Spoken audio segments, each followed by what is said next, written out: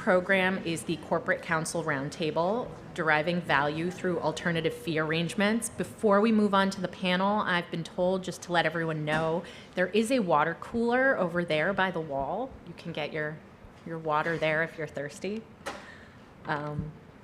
But moving on to the program itself, I want to introduce our moderator, Haley Wasserman. Haley is an associate at Williams & Connolly in Washington, D.C. She focuses her practice on international litigation and arbitration. Haley has represented companies and sovereign states in disputes before a variety of courts and arbitral institutions, and has successfully argued dispositive motions, taken and defended dozens of depositions, and presented opening arguments and examined witnesses at hearings. I think the critical piece of information is that CPR recognized Haley as a rising star back in 2023, so we're so excited to have you back on the stage with us, and looking forward to hearing you and the panelists during our next program. Thank you so much. I'm very pleased to be here. We are joined by yet another distinguished panel. Starting from the far left, we have Kartik Nagarajan. He's advised multinational companies, state-owned enterprises, and sovereign states in a variety of international disputes and investigations across the globe. He's Assistant General Counsel for International Litigation at Kimberly-Clark. Next to Kartik is Andrew Edelman. He's Senior Counsel Disputes at LyondellBasell, one of the largest petrochemical companies in the world. He manages all complex litigation and claims everything from bankruptcy and tax to antitrust and personal injury. We also have Craig Glidden, the former president and chief administrative officer at Cruise. He's also the former executive vice president and chief legal and policy officer at General Motors. He's been recognized by the Financial Times as one of the top legal innovators in the last 20 years. And next to me, last but not least, is Erin Cluin, Senior Litigation Counsel at Danone North America. She's responsible for the entire U.S. food and beverage portfolio, handling complex litigation and claims, high-stakes class actions, and other commercial disputes. So thank you for being here today. We're going to be talking about alternative fee arrangements and the future of law firm billing in general, and I know that perhaps some of outside counsel in here are at the edge of their seat, so we're going to try to keep you there. But we're also going to be talking about the future of the legal services industry in general. And so, Erin, I'm going to turn to you to start us off with the first question, which is, what do you think is driving corporate interest in alternative fee arrangements as of late? Thanks, Haley. So I think a really large driver of interest in alternative fee arrangements, or AFAs, as of recent is really predictability. Legal departments really need predictability in order to accurately budget and plan for legal costs. And I think it's really hard to estimate budgets with the hourly billing model. I think oftentimes we see that counsel will create a budget. Sometimes it's a range. There's a low end and a high end. Oftentimes the high end is exceeded. Sometimes the budget is revised multiple times during the course of a dispute or litigation, and sometimes it's after time has already been billed. So I think it's really hard for outside counsel and in-house counsel to predict when there's an hourly billing model. So this is typically problematic for an in-house team who's trying to communicate to its business stakeholders, how much do we need to pay for this matter, if we're opening a budget at the beginning of the matter, and they expect X amount is going to be the cost, and then 6 months down the road or halfway through the life of the matter, we have to come back and say, the legal fees have actually increased, we need additional budget. It can be really difficult to find those funds when you haven't allocated them from early on. So AFAs can help to manage that predictability from the start. I think another driver that's increasing the desirability of AFAs is the increasing cost of litigation, and particularly discovery. I think over the past 5 years plus, maybe since COVID, we've really seen a huge increase in the cost of discovery, due in part to the fact that there are just more data platforms that companies are now expected to produce documents from, because we're using more electronic forms of data communication. We're working more remotely now. Even hybrid work models are taking people out of the office more. We're communicating more via chat platforms, Teams chats and Slack, and having less in-person conversations. And all of this is being documented. And so I think we've really seen an increase in the costs related to discovery. And so AFAs can be one way to try to keep litigation costs down, because we can set flat fees for certain phases of litigation, and even if certain phases like discovery we know will be more expensive or a little bit less predictable, for those early case assessments or mediation or certain discrete phases, you can kind of predict those a little bit better. So I think those two things are making a big difference. Yeah, and I would just add, this big part of what CPR is all about is less conflict, more purpose. And I think a lot of that is not only the time it takes to resolve disputes, but also the cost. I think a big purpose for CPR originally was companies getting frustrated with the high increasing costs of litigation. I saw an article in the Wall Street Journal this week that the hourly rates at the top lawyers at the law firm of Sussman Godfrey have exceeded $4,000 an hour. And then you have legal departments that are under increasing budget pressure, and you have the hourly model. It's a sad reality, but the financial incentive for the firm is for a matter to go on as long as possible, and to bill as many hours as possible, because then the firm makes more money. And so we at LyondellBasell, we're very big on AFAs. We like to try to align the incentives better between the company and the law firm. We like law firms to have skin in the game. We like law firms to be incentivized to use their time efficiently because they have a stake in the matter. We think that the alignment of incentives can help matters be cheaper, help matters get resolved faster. And so for us, AFAs, we think really help in that regard. Thanks, Andrew. If anyone from Sussman Godfrey charging $4,000 an hour is in this room, can you please identify yourself?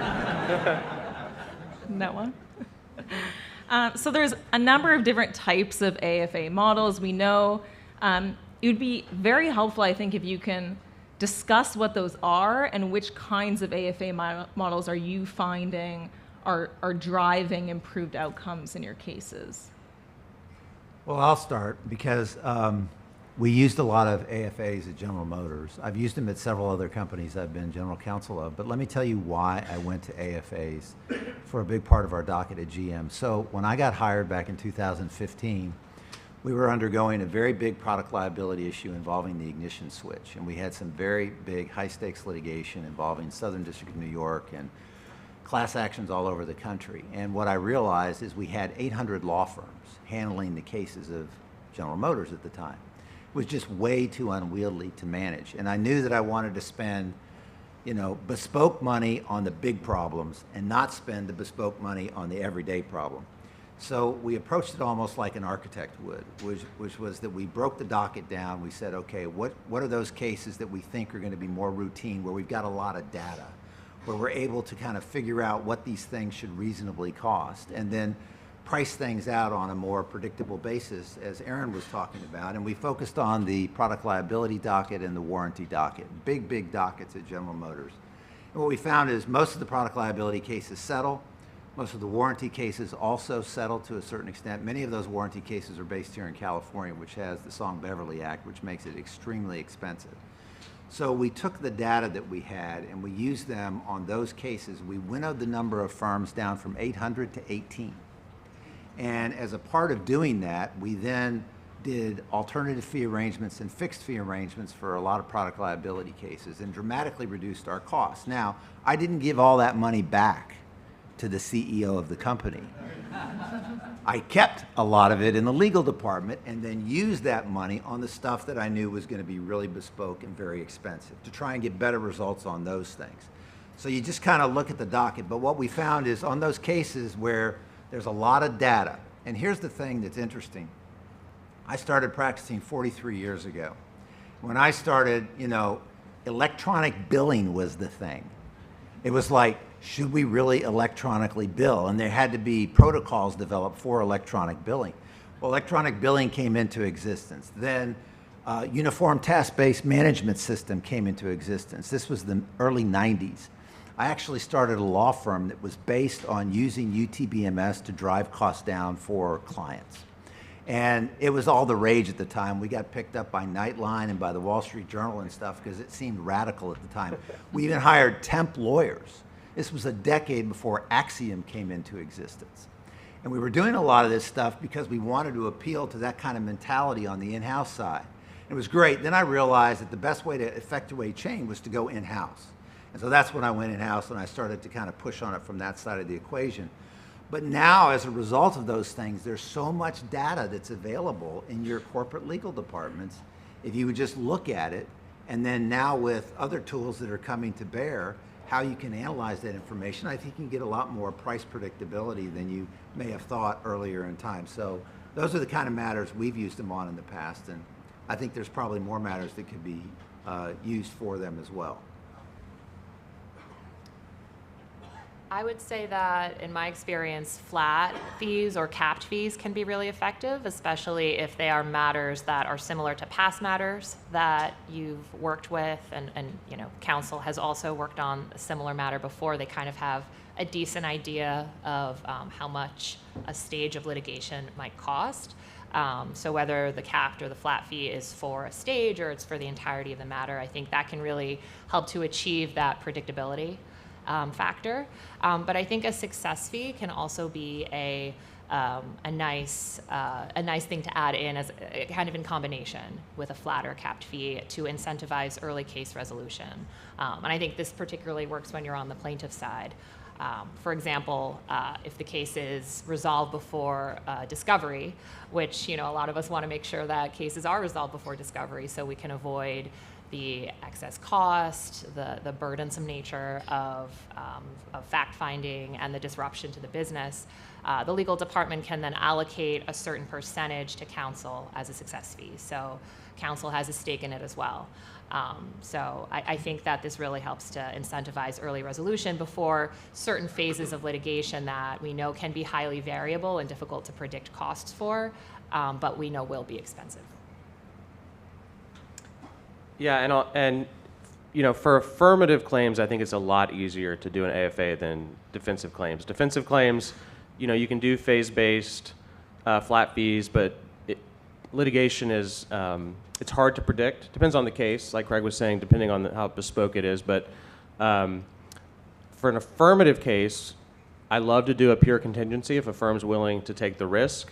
You can scale up the contingency, you know, depending on how deep into the case you're getting, so that the firm's getting paid more the longer it works on it. Another good approach is to do a half hourly, half contingency. I think on the defense side, I think you see a lot of phase-based flat fees, but I have found those personally to be difficult because I think on the defense side, in a case, the phases are not so discrete always. And that, you know, maybe you think you're done with written discovery, but you're really not. Maybe it comes back up later, or, you know, the phases, the motion practice, written discovery, depositions, they can tend to blend together. But those are some, you know, and on the defense side, you can also do something like a phase-based or a flat fee, you know, per period of time, and then a reverse contingency. Obviously, reverse contingencies are challenging because you have to agree on the threshold, right, where below which you start earning a fee, and that can be challenging. But those are some of the different ways that I've seen AFAs structured. Thanks, Andrew. So Craig touched on this a little bit, mentioning certain bespoke cases, and Andrew, you were talking briefly about some defense cases that might not be suitable for AFAs. Can you tell us more about how you decide which cases are suitable for AFAs and where the traditional hourly billing model might be more appropriate? Yeah, thanks, Haley. I think as a general matter, we like to start discussing matters with law firms from the perspective of can you do an AFA, particularly in matters where the firm has represented us before. It's similar matters. We expect the firm to know us, know the type of claim, and, you know, expect them to at least, you know, consider an AFA. We like that because it provides us with predictability and certainty with regard to budget management. And we, expect the firms to, as we start empaneling more firms, we expect them to try and work with us. But of course, there are instances where we appreciate that, an AFA may not be possible if it's a very unique set of facts or claim, or involves issues that are trickier and hard to predict how an AFA will play out. So we would be open to an hourly arrangement on those matters. But even there, we would expect the firm to offer us a discount of the hourly rate, a genuine discount, or at least consider other approaches, like maybe if the case is going to run for a couple of years, think about can you freeze the rates for the year and then not mark it up every year, every calendar year, and so on. So creative approaches, even if we're doing hourly, for a duration of the case or for a specific matter, we want to make sure that there's some creative ways where we can manage costs and predictability. Craig, do you have thoughts on this one? Yeah, even on the bespoke cases, Andrew talked about whether phases or particular parts of the case are subject to alternative fee structures. And what I've found is even on the bespoke cases, document review is a huge expense. And I remember I mentioned the ignition switch case. I can't tell you the tens of millions of dollars that we spent on document review. And what I found when I dug into it was that the law firms were actually hiring contractors. They were paying them approximately $50 an hour on the top side, and they were charging us $300 an hour for all of that document review. Now that was a mistake. We were in the pitch of battle. We had to do it because we had to get all this stuff processed. But at the same time, what I would do differently now is I would go back and I'd say, this part of the case, we're going to do this way, because otherwise it's going to just swamp the boat. And that happened in those cases. And it happened not just at big law firms, but also we thought we were getting a cheaper deal by going to a smaller law firm. It did the same damn thing, which essentially hired a bunch of contractors and then billed us at the upcharge rate for all of that document review. This doesn't need to happen anymore with new tools that are out there. But I do think that even on the bigger cases, if you can chunk it up and think about what's the repeatable work in these cases, you can reach alternative fees, because people are still going to make a good amount of money on big document cases, but maybe not as much as they previously did. My experience in commercial disputes has been a little more difficult to get to an AFA just because of the complexity involved in some of those disputes, and you don't know exactly. One of the things I did early on in my career, I got involved with a guy named Mark Victor, and we used to do decision tree analysis where you map out the potential outcome. ConocoPhillips did this too, where you map out the potential likelihoods in the case. And what we found was actually that is a good backbone upon which to build some AFAs, is based on what are those contingencies that can happen in the case. Is it resolved on summary judgment? Does it go forward? What's the impact of motions in limine or whatever? And so you can build some fee arrangements around those particular vectors in a case. That's been pretty successful. But again, I go back to, it's the routine cases that wind up being the most suitable for AFAs, because everybody has relative transparency. And there are a lot of firms that are willing to take that work on alternative fee basis, for sure. So how do you get law firms to buy into AFAs? And relatedly, what do you do to structure risks to avoid understaffing or early, maybe premature settlement? I think it's a reality of legal practice, legal service providing. In my experience, many law firms at least express an openness to AFAs because they want to build a reputation, repeat business, and we have, as in-house counsel, other options. If firm A is not willing to offer an AFA or at least discuss it, there's firm B and C. So, it's a reality of the marketplace right now that firms need to be open to AFAs. But with regard to your question on, making sure there's no underinvestment or understaffing, I think it's a give and take. You have to build AFAs that match the complexity and duration of the matter. So you want to also work with the law firm to get the best legal advice over the course of the matter. You don't want them to be incentivized, after a certain point.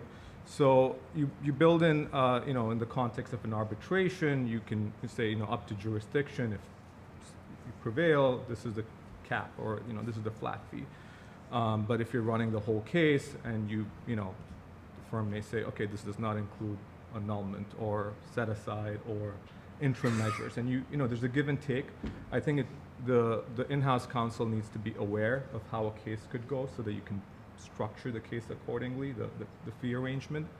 But I think, in my experience, most firms will be open to at least discussing it and working out an arrangement that benefits both counsel, in-house counsel, and the firm. Craig, I know you have an interesting take on this. Well, I do, and the greatest resistance I've actually seen on AFAs has really been on the in-house side, because it requires more work from the in-house lawyers.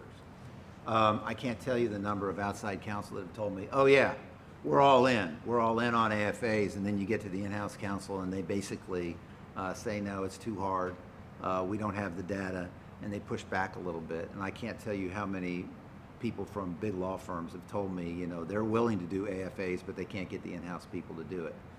I don't know if that's necessarily true, but I've heard it a lot.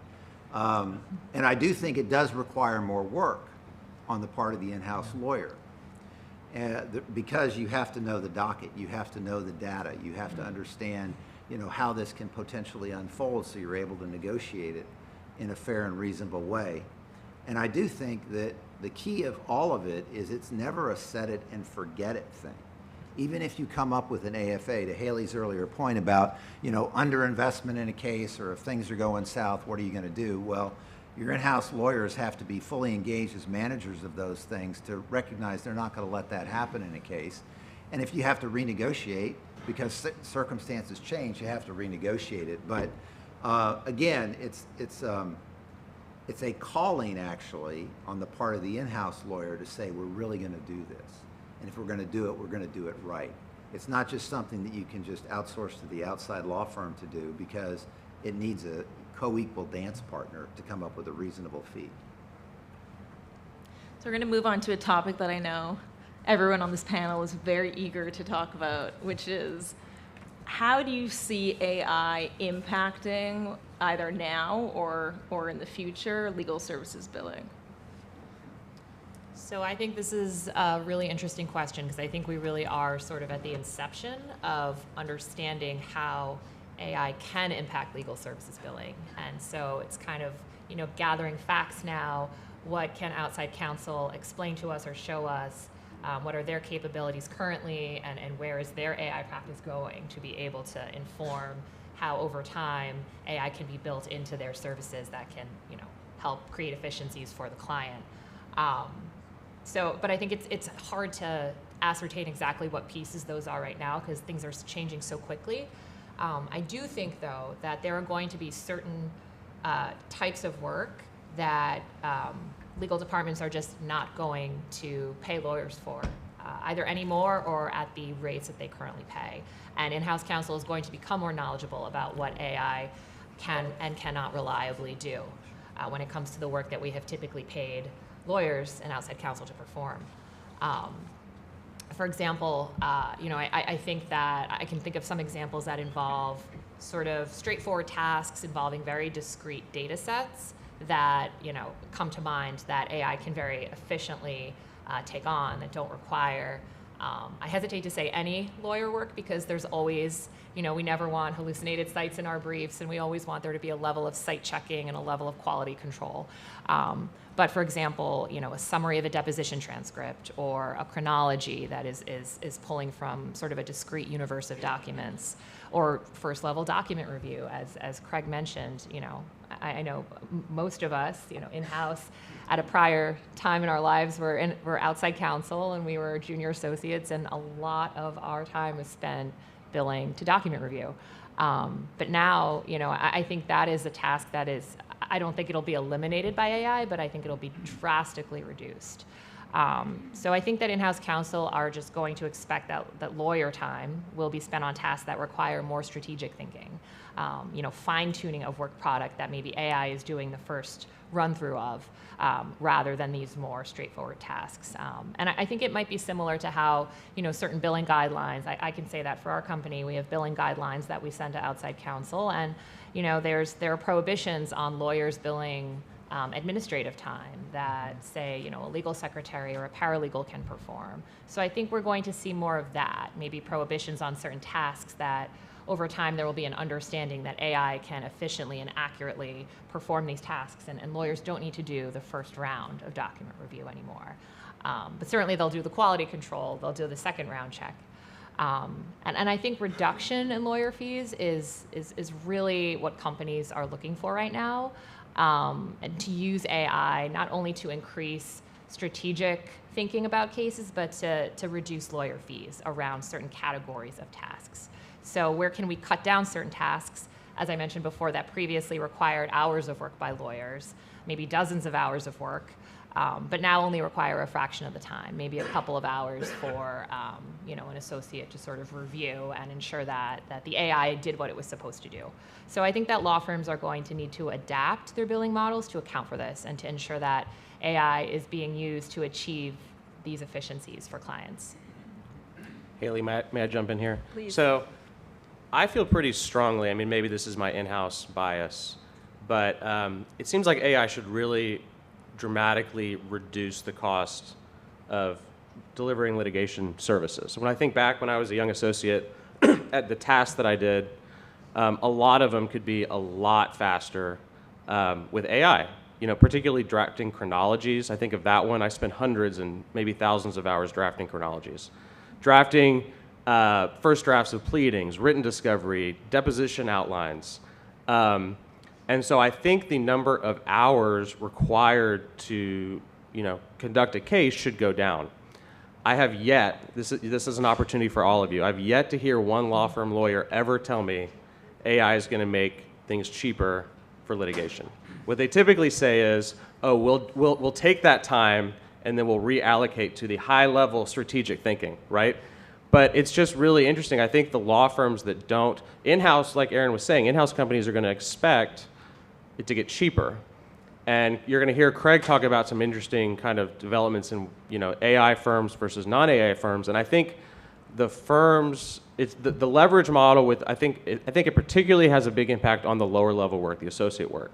And law firms generate a lot of money with the leverage model of having associates put a lot of time on files. And I think you're not going to need as many associate hours. And so I think the law firms that can adapt with that and deliver, work up a case with fewer hours and cheaper, I think they're going to be, the market is going to favor them. And I think the firms that stick to the old model and are more expensive, it's going to be tougher. But I think it's going to be really interesting because it's a very dramatic shift in the business model, particularly of big law firms. And it's not in the law firms' financial interest to decrease revenue, decrease profits. But I think, unfortunately, that's what AI is going to do. And I just think it's going to be interesting to see how law firms adapt to that. This is just the beginning, and how kind of the market shakes out in that regard. So, Go ahead. go ahead. No, you go ahead. Okay. Well, a couple of things. One, I would echo what has been said before.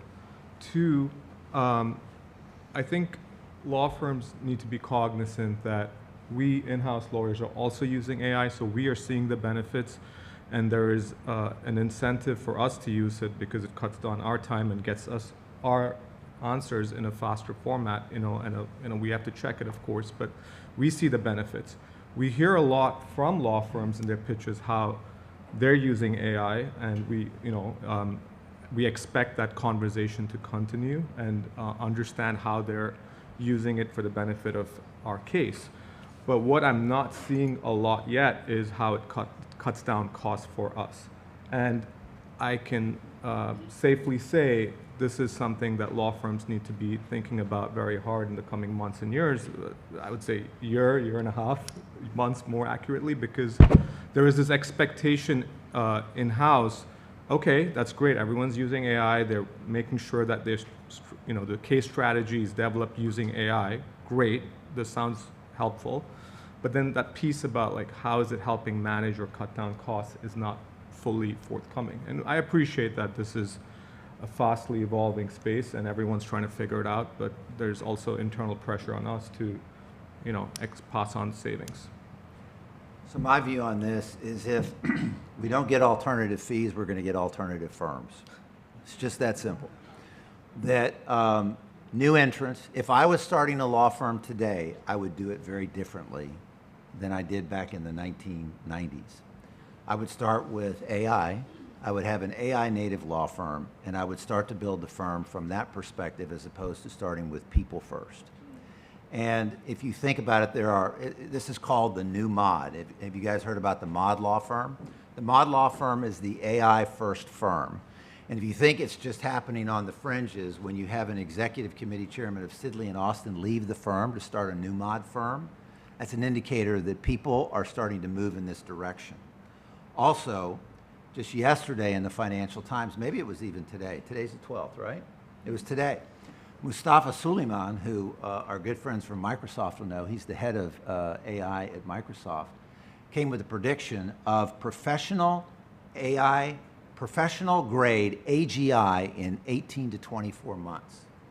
Meaning that if you earn your living looking at a computer screen, in 18 to 24 months, his view is that a significant portion of that work can be replaced by AI.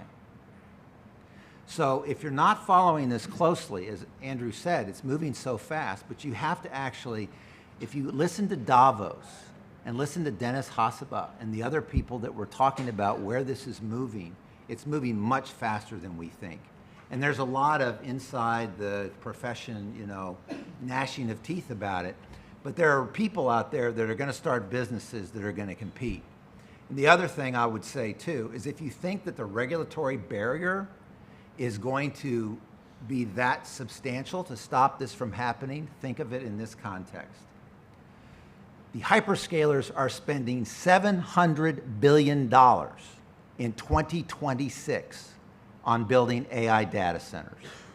They're going to spend a like amount in 2027.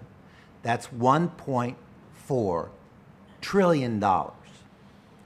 And they're going to have to think about how they make money on that revenue, which is why people like Anthropic are coming out with legal plugins and finance plugins. And for example, the gentleman from Microsoft said it'll be easy enough to code like if you were creating a podcast or a blog post in probably 18 to 24 months. I think the change is going to be really disruptive. And so I think it's either alternative fees or alternative firms is kind of where we're headed in the long run. Thanks, Craig. So I'm going to ask the ultimate question, which is, do you think that the billable hour is here to stay? I think it'll be around for the next few years, but with all the trends we're seeing, AFAs is going to increase. I think the data is about 50% of cases are AFAs right now, but it's going to increase significantly. You're going to have more and more AFA arrangements as the default, but there is probably a role for the hourly structure, but it's going to be for very specialized, very niche matters. Yeah, I agree with that. I don't think hourly billing has been around for a long time, and I think it's going to stay, but I think it's going to have a diminished kind of share in how we structure fees. I think AI is going to really disrupt it. We're going to see more AFAs. I think AI is going to put a lot of pressure on delivering value, and so you're going to see a lot more reluctance to use hourly. But I think it's still going to be around. I would say I agree. I think it's really going to depend on the case. I think that AFAs are definitely becoming more prevalent. I know our company is looking at them a lot more than we ever have. for all the reasons we talked about, increasing hourly rates, increasing costs of litigation, and AI being able to achieve efficiencies that didn't exist before. But I do think the billable hour is still going to be utilized, as everyone here has said, for more discrete matters in certain cases where workflows are difficult to map out or difficult to predict. So I think maybe a combination of both is the answer.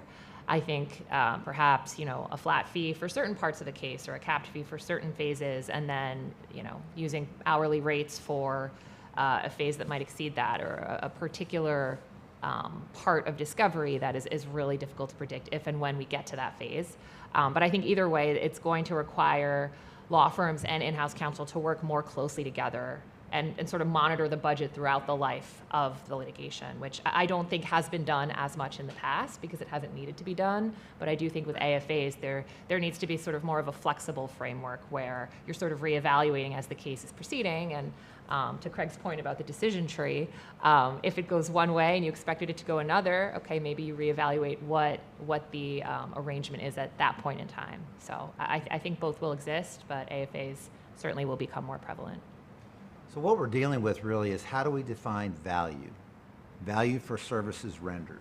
And I've paid those bills in the past because we didn't really have a choice. But in the past, the hour has been used as the proxy for value. I'm not sure the hour will be the proxy for value anymore. And so new creative ways of defining value that obviously needs to be mutually beneficial to both the service provider and the payor are going to be developed. And I think, hourly rates may be a part of that. I think it'll be less and less a part of it over the course of time. But really the fundamental issue for all of us as professionals is how do we define the value of the service we provide? And, plaintiffs' lawyers do it easier. It's a percentage of the amount you win. That's one way to do it, but there are other ways. And I think AI and alternative fee arrangements are going to be a big part of the equation going forward. Initially, when I answered this question in our prep thing, I said, well, in 25 years, I'm sure there'll be some hourly rates around still. I think there probably will be, but I think it'll be much less than I would have predicted even just 2 weeks ago. I think it's moving that fast. So what I would encourage everybody to do is you're never going to learn where this is going by reading the legal press, because the legal press is way behind. You need to read the Financial Times. You need to read Dwarkish or those podcasts that are out there when Elon talks about putting, satellites into space to build, to support hyperscalers. I mean, there's a whole contingent of society that's focused on things that we aren't really paying close attention to, and we need to. And it's going to impact us a lot. So we have lots of time for questions before we move on to lunch, unless half the room has lost their appetite. But who wants to who wants to ask the first question? Go ahead. Have you gotten pushback from finance when you push AFA? Because when I was in-house counsel at Samsung Electronics, whenever we push for AFA, response from finance was that we are not going to pay nickel over the actual time spent, push for a discount. So I've actually found that it's been the opposite. I think our finance team is often happy when we can say, this is the amount that this matter is going to cost, and there is no chance it will be more than that, which of course I think it's sometimes difficult to say that because you do need to build in some flexibility for, changing needs depending on how the litigation progresses. But I think what I hear often is, okay, well, is there any chance it's going to be above this? And if we give them a budget, is this the top end? We want to make sure that we accrue that cost now because we have funds now that we can allocate, but 6 months from now we might not have those funds. So I found that it's actually the opposite, that they prefer that there is sort of a set limit to where that, where that line is. Yeah, I haven't had that experience either. I think the finance department's generally been supportive of AFAs. One thing I would also suggest is that, to the extent you can demonstrate some mastery in-house doing this, you're much more likely to keep the procurement department out of your business. I don't like any other departments setting fees and expenses over what the lawyers do, but procurement in a lot of companies winds up paying a disproportionate amount of time in the legal space. So I think push back on procurement and push back on finance.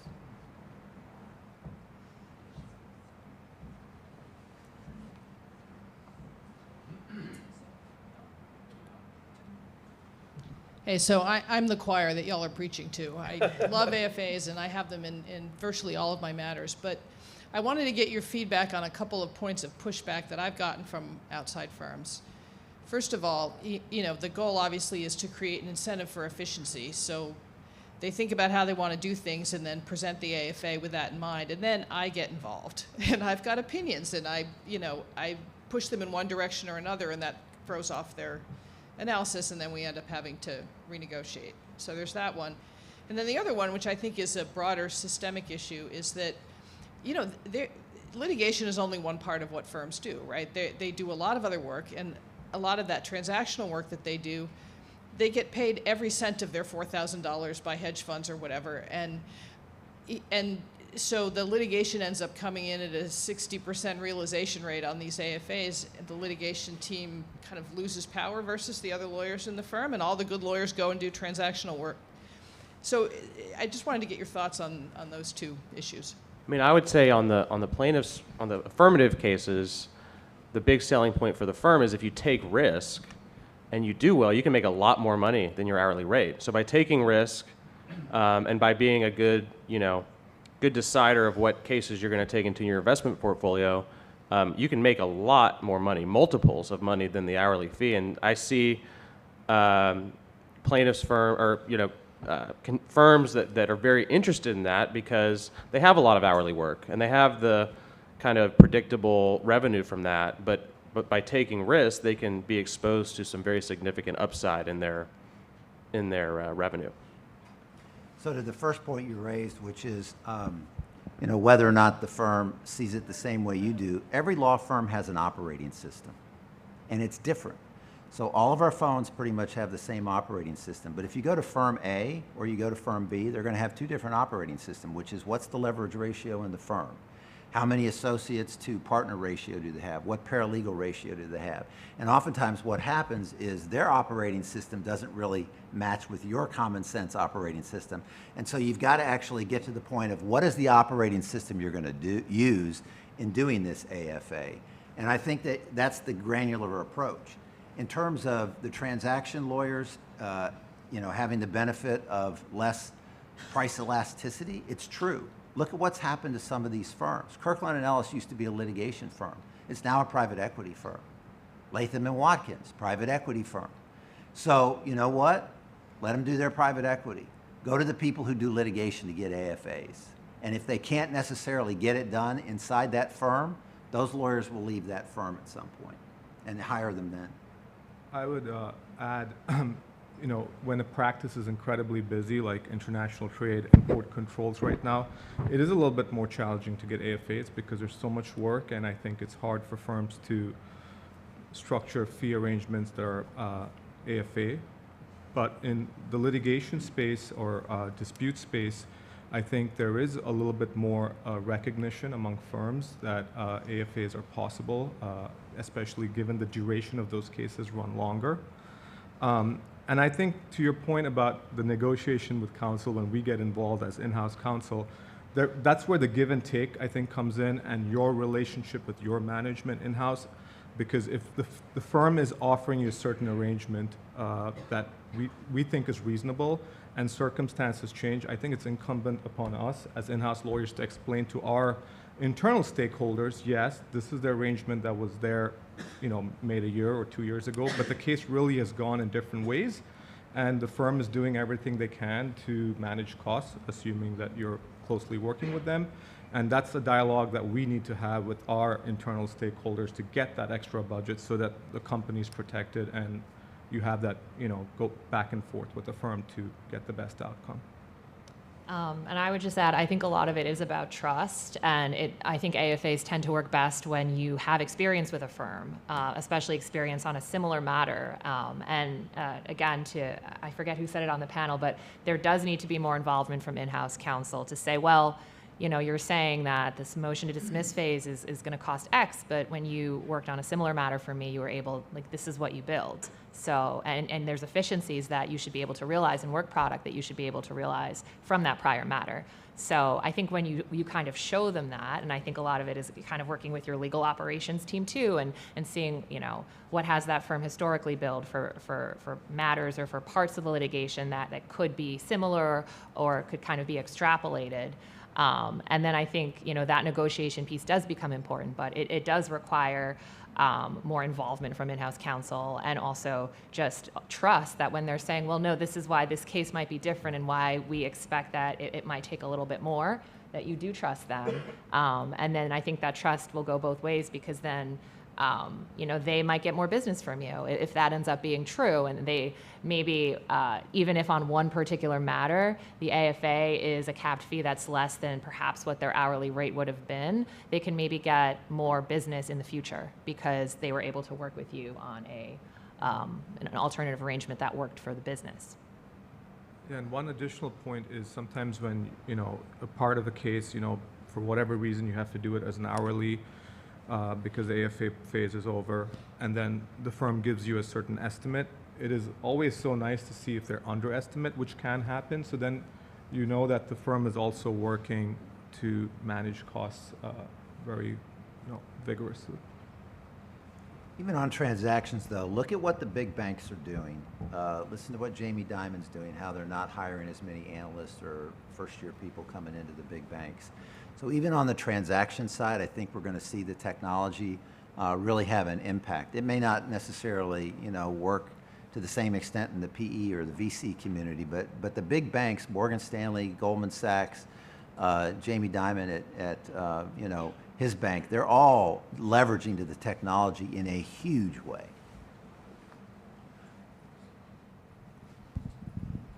Hi, Reg Holmes here at Los Angeles. Recently I had a lunch with a CEO and a GC for a Fortune 200, 300 company.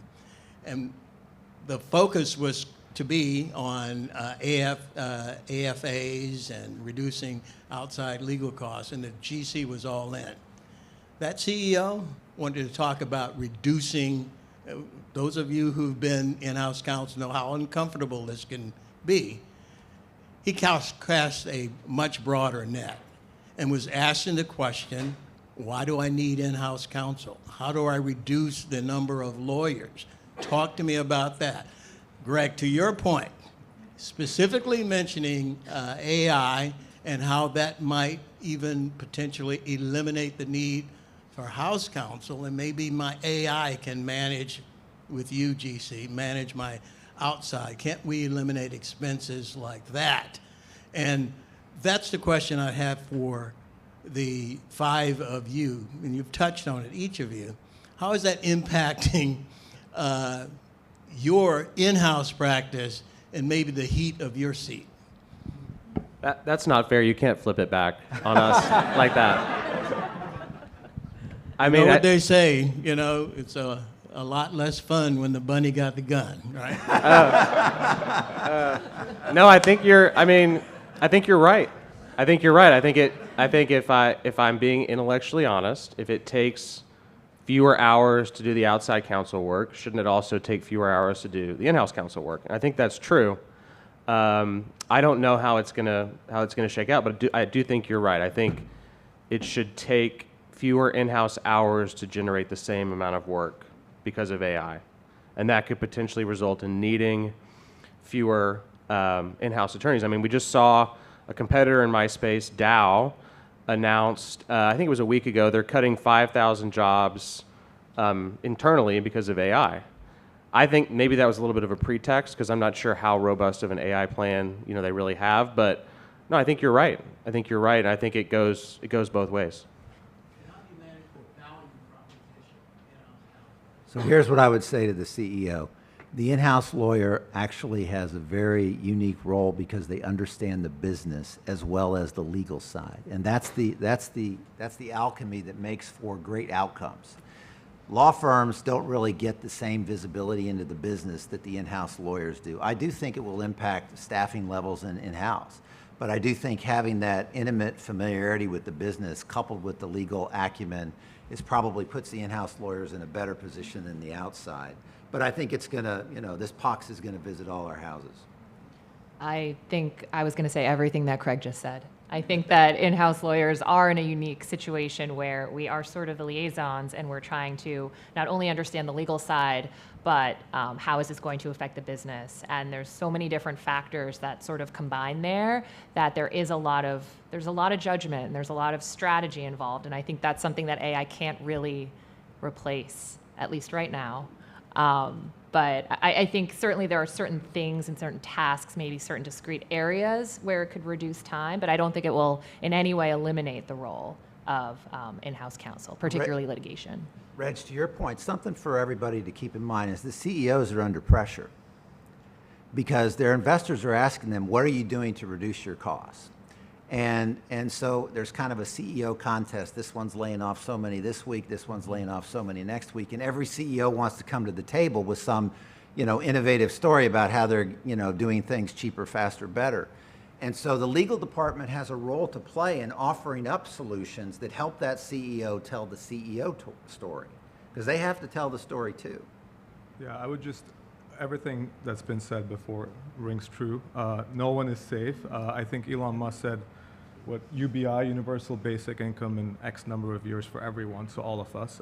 But going back to your question, I think we also use AI, all of us internally, so we see the benefits, and I think the way an in-house lawyer can differentiate themselves right now is by taking on more than just what their mandate is necessarily with regard to their role. So you can't just say, I'm a litigator, I'm not touching that. You got to work with the business, understand the enterprise, and deliver value. So for example, like given what's going on with the trade environment, you need to be able to draw connections between the current trade environment and your role, or anti-corruption issues. So you got to be able to work with different business segments, but also cross-functionally within the law, bring those pieces together, and then ultimately help the enterprise manage risk. So I think that's how you have to differentiate yourself as an in-house lawyer.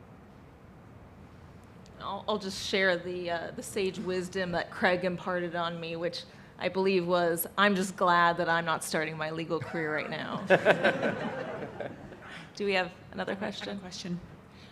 Following on the in-house counsel side of things, how do you see the use of AI in-house making the litigation proposition very different for outside counsel? So for example, right, we have kind of two parallel paths of litigation and quasi-litigation. One is the regulatory route, one is the traditional litigation. We're already testing AI-powered software that will, you can just put in the interrogatories, our regulatory side, not litigation. Derive answers. It's in a contained cloud of information that is wholly kind of connected, so that we can leverage that, pull information that would have taken a long time for our in-house people to do, come up with answers ourselves. So in part, right, we're taking over work that we used to have to pay for people. It gets to what you were saying earlier about how many associates do you need to screw in a light bulb, but it's also changing the dynamic of what is expected. What can we do in-house and hand outside counsel kind of this product that still needs to be reviewed, still needs to be analyzed, but is maybe more kind of a boutique, higher end, which I do think might make a better path for alternative fee and other concepts like that. That is an alternative fee. Right. That is what it is, by bringing it in-house. So comment on, are you seeing that? Is that a reality that we're going to see going forward? I can kind of envision it, but we're not doing it on litigation yet. It's only kind of in the regulatory context. It's lower stakes right now. I think that we're starting to see it being used in very discrete circumstances, being able to sort of search our data repositories more rather than in the past say, here outside counsel, we're going to send you all the data, you're going to review it in Relativity or whatever other platform you're using. Now there's software that we can use that allows us to search more broadly ourselves. So we can kind of narrow the universe of data before we send it over to outside counsel, which of course reduces costs. So I think that is starting to happen more. I think there's a lot more room for that though to grow with AI. I would just add, yeah, in the discovery context, sometimes we'll review documents pre-review before we send it across for next level, so that contains costs. And then also for interviews, in the context of a litigation or an investigation, sometimes we do the pre-screening and conduct interviews in-house with our colleagues, and then provide a list of additional, the key people to actually discuss with external counsel. So we're doing a lot of the work, saving hours, and also, to the earlier point, we understand the business. We know who the right people are to put in front of external counsel for those additional discussions. So I think that's really interesting. We have Copilot across the whole company. Within legal, we use CoCounsel. We have not started doing that, what you described with litigation. I think that's really interesting to think about. It's kind of like Craig's example with the e-discovery, right? Do you want to have the tool in-house and then get the value that way? Is the firm going to have an AI tool and then create some kind of upcharge or margin where it becomes more expensive for the company? I don't really know the answer, but that's a very interesting thought. I think we have time for one more question. There is one out there. Yeah, so thank you. This has been absolutely fascinating. And as a full-time neutral, instead of a pox on my house, I have a welcome mat on my house. I use only closed source AI, no open source AI, because I am ultimately the decision maker involved with confidential information has been entrusted to me. But I would love to hear the full panel's view on how AI can be successfully used, preserving confidentiality by all of us neutrals. We heard about in-house counsel, we heard about outside counsel. The decision makers need to be involved in this efficiency as well. It's a good question. I don't know if I've seen decisions in my space yet where a decision maker, tribunal, or otherwise has disclosed that they use AI in reaching their decision, but at the very minimum, I would expect that disclosure, but I don't have additional thoughts at this point. No, I would just say I think closed source is the way for the neutral to go, and also SOC 2 compliant. That's another one that's really important because being able to protect from intrusion out of third parties is also really important. So I would say closed source and SOC 2 compliant. Yeah, I agree with closed source. I think that, whether it's a neutral or a decision maker or outside counsel, we always expect that our data will be kept confidentially, and that's of the utmost importance. So I think transparency in how the data is being used and the system it's being used in is the most important part. I have that in my preliminary hearing order disclosure on, and with an opportunity to object, and if somebody rejects, I will guarantee that I won't use it on their matter. Good. Take them out, and I have yet to have anybody object because I state blankly that it will never substitute my independent judgment making, ever. Awesome. Used for tasks that I would otherwise be challenging my Right. for. What I don't know, maybe someone on the panel or maybe one of you knows, is let's say a law firm or mediator gets LyondellBasell information. And then, but then a year or two down the road, a company engages that firm and is suing LyondellBasell. How do I know that the model isn't using my company's information against us? It may be closed source to the world, but is the data being segregated by client or party? I don't know the answer.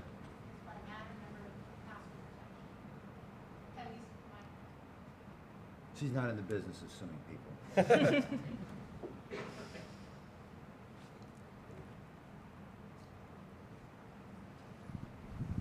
So how do you see advocacy changing with the advent of AI? For example, right now, writing is a big part of what we do. But with the advent of AI, arbitrators or judges are going to put these briefs into an AI system. and they're going to get a summary. That's the first thing they read. So how do you see advocacy changing as we move forward?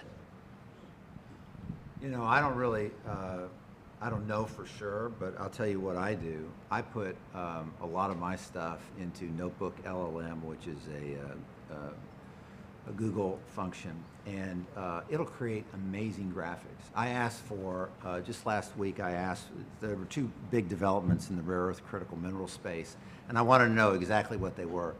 It was Project Vault and Project Forge, which were two big, critical minerals issues that the administration announced. And I put these documents in, and it came up with this, chart that was amazing. It had chains breaking on it and explosions happening and all kinds of stuff. I think, I'm a visual person, I think that's a major boon to advocacy, being able to put your ideas into something and have it come out with a slide or even a video like that. I think it's going to make it much more engaging going forward. I think it's going to help lawyers distill and argue issues that are key material to the case and cut out extraneous arguments. We do have to be careful not to rely exclusively on AI for this pathway, but I've seen presentations from firms where they say, this judge and this circuit rules on these issues, this is the percentage, these are the arguments we're going to pursue, and that I think is helping a lot of lawyers refine and focus on key arguments that will resonate and that are ultimately important to the decision maker. You're going to have less extraneous. I'll give you or one frivolous example. arguments. Also, I'm an advisor to a company called Courtroom AI, and which is actually doing predictive analysis using AI and psychometric analysis of jury decisions and judge decisions. And so for a fixed fee, alternative fee arrangement, you can find out kind of what is the likely outcome that is expected in the Northern District of California, Southern District of New York, and other places, because they're actually putting together the data sets and you can talk to juror clones. It's pretty cool stuff. So I'll just add, I think that AI will make it easier to, as you said, Kartik, digest the information and kind of hone in on what the critical points for advocacy are, but you still need lawyers to prep witnesses. You still need lawyers to, write those 100-page briefs, even though there are many lawyers who are relying on AI and getting sanctioned for it. You still need lawyers to, make arguments in the courtroom and during arbitration. So the advocacy, I think, will remain with the lawyers, even though the aid of AI will be helpful. With that, I'd like to thank Kartik, Andrew, Craig, and Aaron. We had one eager question in the back. Okay, I'm being told there's zero time I'll be quick. left, but So I'm a litigation partner at Kirkland who will be at Latham next week. So, Craig, I've known you for years. You're Are you normally really? correct. Are you moving? I'm moving next week. No kidding. Private equity got your soul. Because they're better at AI, right? Take That's your why you're soul. moving? Because they have a better AI operating system? So, yeah. So one question I had is, have you guys come across firms who have scale, who are leveraging that scale and the big data they have to generate litigation insights to make them more effective? It's something I've started thinking about, but I'm just wondering, have you guys encountered that? I haven't yet, no. I haven't either, but I've been told by firms that they are sort of honing in on more of that, That's and it's great. just still early stages. It's a great new platform. Yeah. A few things before we go. First, I want to thank our panel. This was very engaging.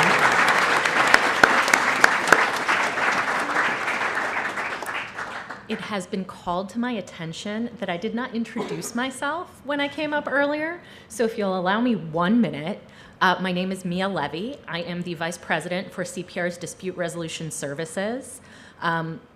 DRS, as we call it, is a subsidiary of the CPR Institute, and we are a user-focused ADR provider. I want you all to come back here tomorrow at 11:45, and I will tell you all about CPR's Dispute Resolution Services in great detail. But now, I would like to invite you all to our awards luncheon, which is just in the next room over.